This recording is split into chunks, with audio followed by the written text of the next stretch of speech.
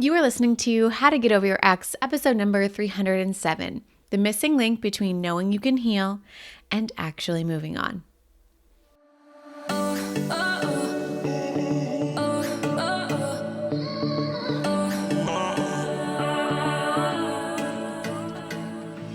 Welcome to How to Get Over Your Ex, a podcast on getting over your ex without it just taking time.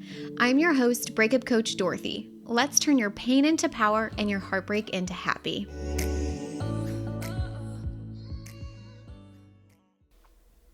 Hello, beautiful brave hearts. Welcome back to the podcast. I am so excited to have you here today.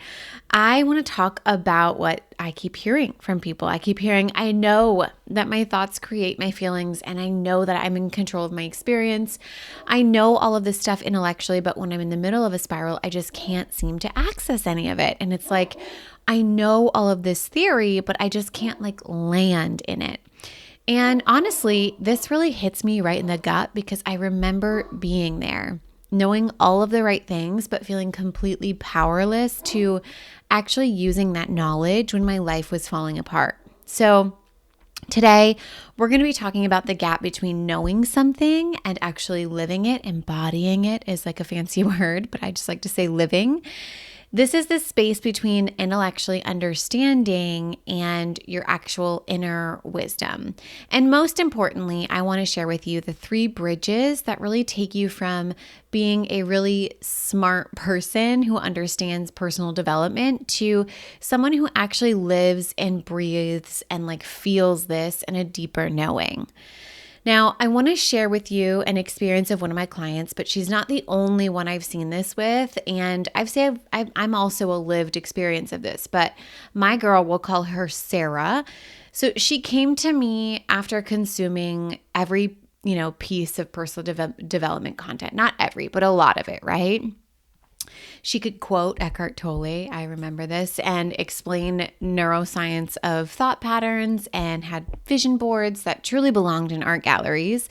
But when her boss would criticize her at work, she would spiral about it for days. And I'm like, girl, what?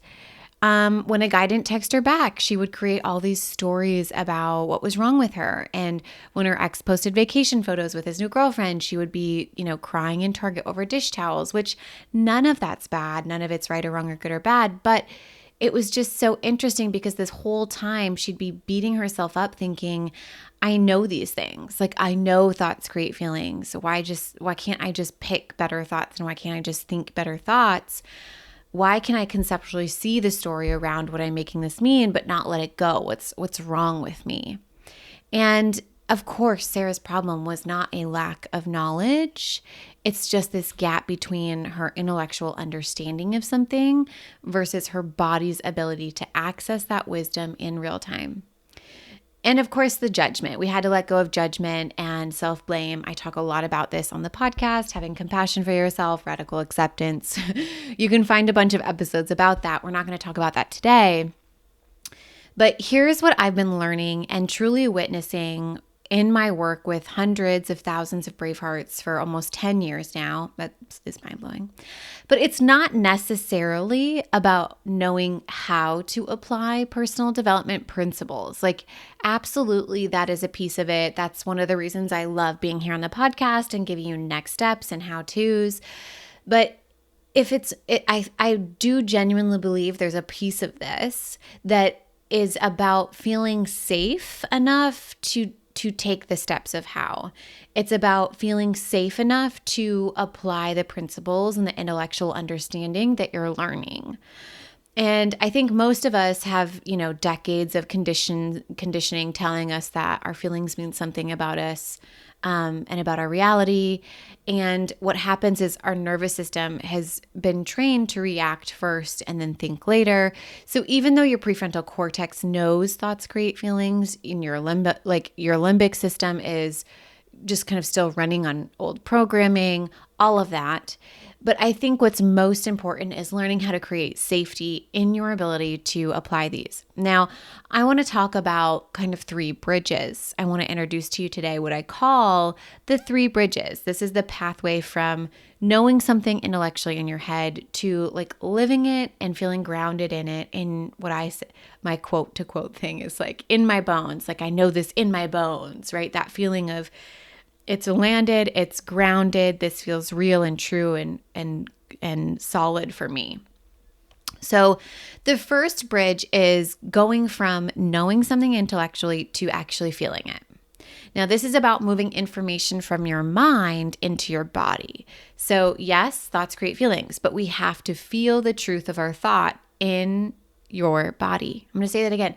You have to feel the truth of your thought in your body.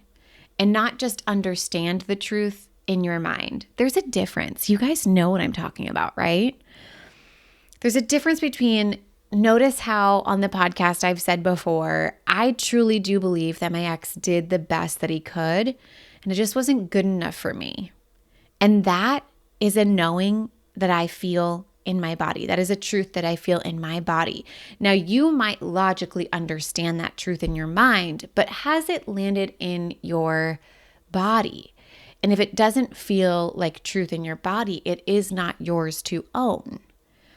It's not about knowing what's right. It's about feeling what's right for you. And you have to keep questioning and landing in your own truth, your soul's truth, to feel the actual shift.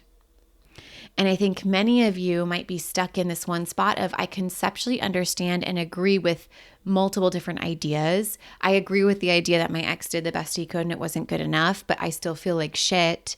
That means it's not landed with you. And stop trying to make that thought work and that, self-coach yourself around it or get coached, right? I think it's about making sure you find your own soul's truth. And I think self-coaching and getting coached obviously is what helps you uncover that in a very quick way. But stop trying to take on other people's thoughts that aren't landing for you. Now, there are times where you have a completely different perspective and you're like, whoa, that hit. That I woke up to something and that hit. That is you taking it from knowing it to feeling it. But it's a higher perspective.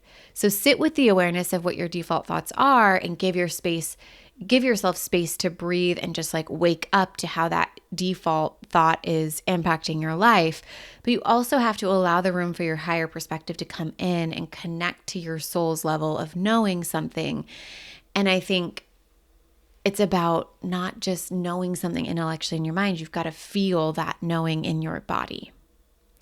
Now, bridge number 2 is going from feeling to trusting. So the second bridge is about trusting the process and the unknown enough to let go of those old patterns. And trust is a very interesting topic, especially after breakups, heartbreak, betrayal, right?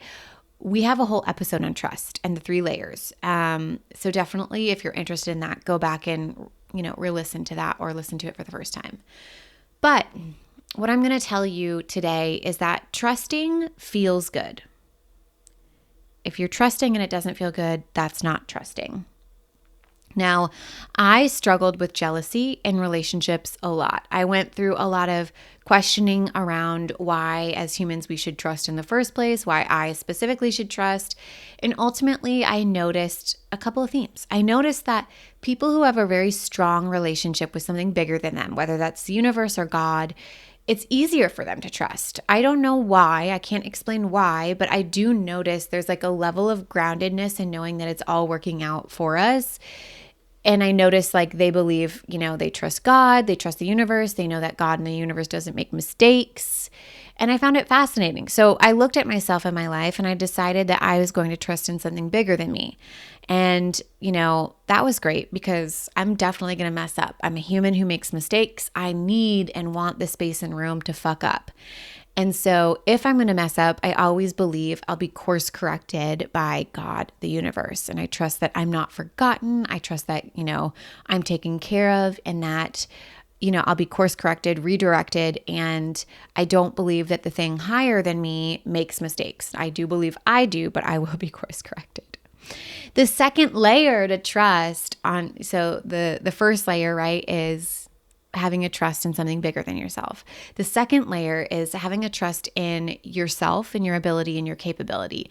Now, I have that and I love that. I'm so grateful for that. And we talk about it a lot in the podcast as well. But I also think that the third layer is trusting in others, people. And my way of trusting is that I really just trust in others to be who they've shown me to be. And I trust because it feels better than not trusting. I've gone a large portion of my life not trusting, and it does not feel good. And to trust my partner, to trust my husband, it feels so good. And I'd rather trust him. Like if cheating is inevitable and that was to happen, let's say that was to happen, I would rather trust all the way up to that and feel good and then be surprised and, disappointed and upset versus worrying and not trusting and making sure I check his phone and doing all this stuff up until that point and then being like, also again, probably still surprised, half not surprised. It's not going to make that moment feel better by not trusting now. So I trust because it feels better than not trusting. And when I trust, I show up as my authentic self. Now, if you struggle with trust, please know that I see you. I know it's not easy, but I really recommend trusting in the 3 layers order. 1, trusting in something bigger than you. 2, trusting in yourself. And 3, trusting in others. And you can help build trust through small experiments that help you create proof or what I call evidence or winks from the universe. You have to start with low stakes situations to build these neural pathways though. So it's hard to begin your practice when we think about thoughts create feelings when your ex is getting married.